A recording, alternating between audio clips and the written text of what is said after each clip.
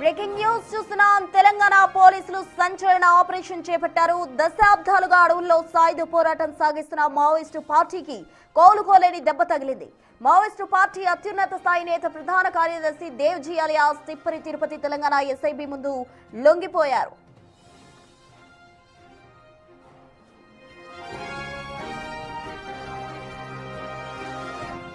కేంద్రం చేపట్టిన ఆపరేషన్ కగార్ తర్వాతి పరిణామాల్లో ఇది అత్యంత కీలకమైన అంశం. నమ్మల కేశవరావు ఎన్కౌంటర్ తర్వాత పార్టీ బాధ్యతలు భుజాన వేసుకున్న దేవ్జీ ఇప్పుడు ఆయుధాన్ని వీడి జనజీవన స్రవంతిలోకి రావాలని నిర్ణయించుకోవడం సంచలనంగా మారింది.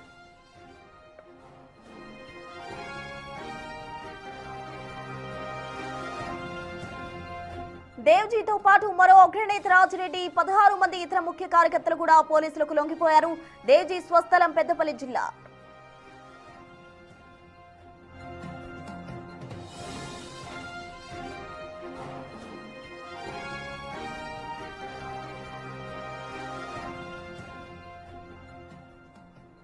ఆపరేషన్ కగార్ తర్వాత తెలంగాణ పోలీసులు సంచలన ఆపరేషన్ చేపట్టడం జరిగింది. దశాబ్దాలుగా అడవుల్లో సాయుధ పోరాటం సాగిస్తున్న మావోయిస్టులు చాలా మంది కూడా అటు లొంగిపోతూ వస్తున్నారు. తాజాగా దేవ్జీ అనే మావోయిస్టు అగ్రనేత లొంగిపోవడం జరిగింది. తాజా అప్డేట్స్ మా ప్రతినిధి సురేష్ అందిస్తారు. సురేష్,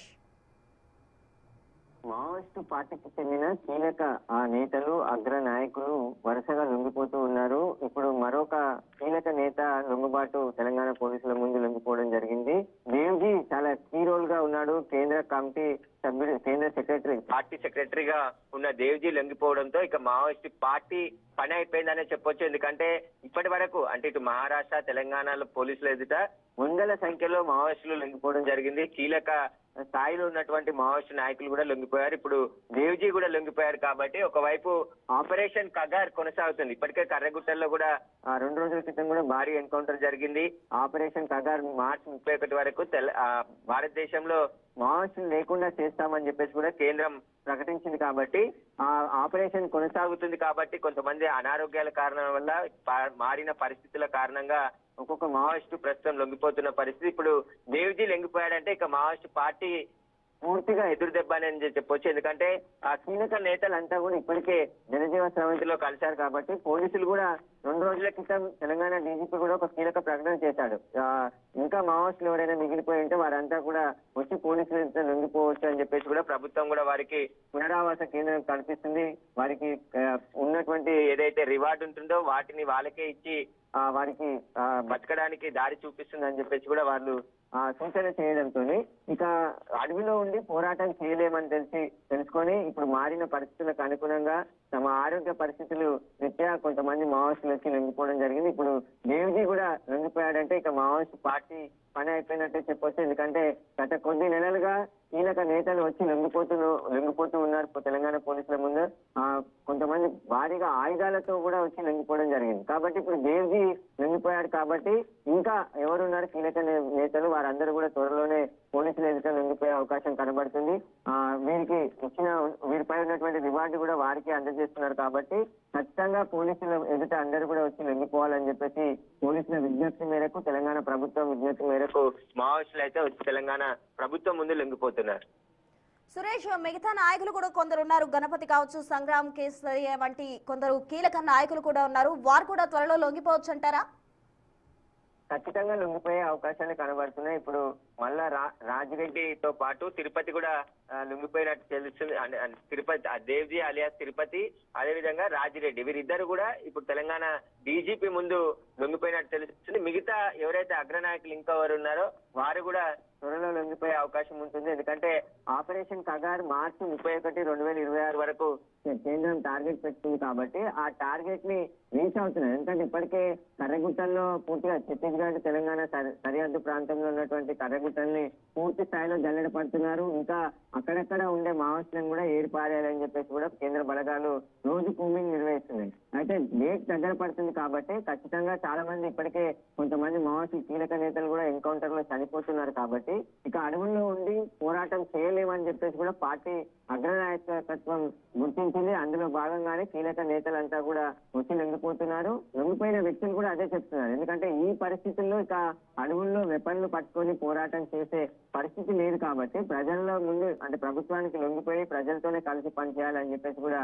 మేము అనుకుంటున్నామని చెప్పేసి కూడా లొంగిపోయిన మావోయిస్టులు చెప్తున్నారు. కాబట్టి ఇక కీలక నేతలంతా ఒకరి తర్వాత ఒకరు ఎన్కౌంటర్ అవుతున్నారు కాబట్టి ఉన్నవారు మాత్రం ఇక లొంగిపోతున్నట్టు తెలుస్తుంది. అందులో భాగంగానే ఇప్పుడు దేవ్జీతో పాటు రాజిరెడ్డి కూడా లొంగిపోయినట్టు తెలుస్తుంది. ప్రస్తుతం వారిని ఈ రోజు లేదా రేపు మీడియా సమావేశంలో తెలంగాణ పోలీసులు హాజరుపరిచే అవకాశం ఉంది. ఆ తర్వాత మరొక మెసేజ్ కూడా ఇచ్చే అవకాశం ఉంది. ఇప్పటికే ఎక్కువగా ఛత్తీస్గఢ్ ప్రాంతానికి చెందిన మావోయిస్టులంతా కూడా తెలంగాణ నుంచి లొంగిపోతున్నారు. ఎందుకంటే తెలంగాణ పోలీసులు మీరు ఏ మార్గాన్నైనా వచ్చి లొంగిపోవచ్చు. జర్నలిస్టులు కావచ్చు, రాజకీయ నాయకులు కావచ్చు, మీకు తెలిసిన పోలీస్ అధికారులు ఎవరితోనైనా సరే వచ్చి జనజీవ సవంతిలో మీరు కలిసిపోవాలి, జనాల్లో కలిసి ఉండాలి. ఇక అడవుల్లో వెపన్లు పట్టుకొని పోరాటం చేసే చట్టరీత్యా నేరం కాబట్టి ఖచ్చితంగా ఈ ఆపరేషన్ కగారు కూడా కొనసాగుతుంది. కాబట్టి ఇక గత్యంతరం లేని పరిస్థితుల్లోనే మావోయిస్టు పార్టీకి సంబంధించిన చాలా మంది కీలక నేతలు ఒకరి తర్వాత ఒకరు వచ్చి పోలీసులు ఎదుట లొంగిపోతున్నారు. కాబట్టి ఇప్పుడు దేవ్జీ చాలా కీ రోల్ పోషించేవాడు.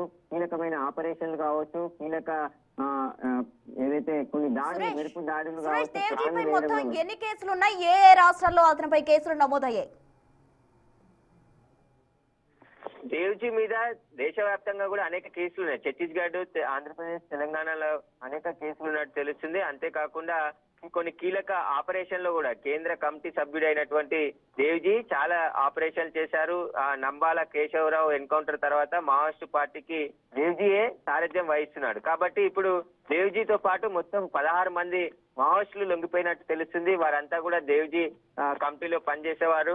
దేవ్జీ కీలక రోల్, ఎందుకంటే మావోయిస్టు పార్టీ మొత్తం నిర్వహిస్తుంది. ఇప్పుడు దేవ్జీ అనే ప్రచారం జరుగుతుంది. కాబట్టి ఇప్పుడు దేవ్జీయే ఆసిఫాబాద్ అడవుల్లో తెలంగాణ పోలీసులకు వచ్చి లొంగిపోయాడని చెప్పేసి కూడా చెప్తున్నారు. కాబట్టి ఆయనతో పాటు తో పనిచేసిన 16 మంది మావోయిస్టులు కూడా లొంగిపోయినట్టు తెలుస్తుంది. కాబట్టి ఇప్పుడు మావోయిస్టు పార్టీకి పూర్తి స్థాయిలో ఎదురు దెబ్బ అనే చెప్పొచ్చు.